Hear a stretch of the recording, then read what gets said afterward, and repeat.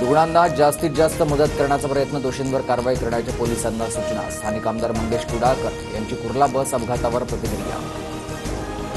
EVM विरोधामधील मवियाच्या पराभूत उमेदवारांची दिल्लीमध्ये धाव, थोड्याच वेळात पवारांच्या निवासस्थानी बैठक। वकील अभिषेक मनु सिंघवीही उपस्थित राहणार।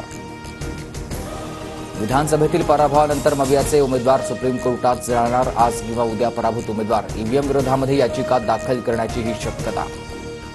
भाजप आमदार गोपीचंद पडळकर आणि सदाभाऊ खोत यांची आज मार्कडवाडीमध्ये सभा, तर काँग्रेस प्रदेशाध्यक्ष नाना पटोलेही मार्कडवाडी दौऱ्यावर। फेरनिवडणूक लावण्यासाठी उत्तम जानकर आज निवडणूक आयोगाची भेट घेणार। बॅलेट पेपरवर निवडणूक आयोगाची भेट घेण्यासाठी जानकरांची मागणी, तर आमदारकीचा राजीनामा देण्याचीही तयारी। मार्कडवाडीसाठी आम्हालाही प्रेम मात्र आणि जिव्हाळा आहे, मात्र आपला कार्यक्रम झाला आहे, हे विरोधकांनी कधीतरी लक्षात घ्यावं। दारुण झालेला पराभव मान्य करावा, अजितदादांनी सुनावलंय। राज्य मंत्रिमंडळाचा विस्तार 14 डिसेंबरला होण्याची शक्यता। केंद्रीय नेतृत्वाच्या संमतीसाठी मंत्र्यांची नवी दिल्लीमध्ये भाजप हायकमांडच्या मंजुरीकडे लक्ष।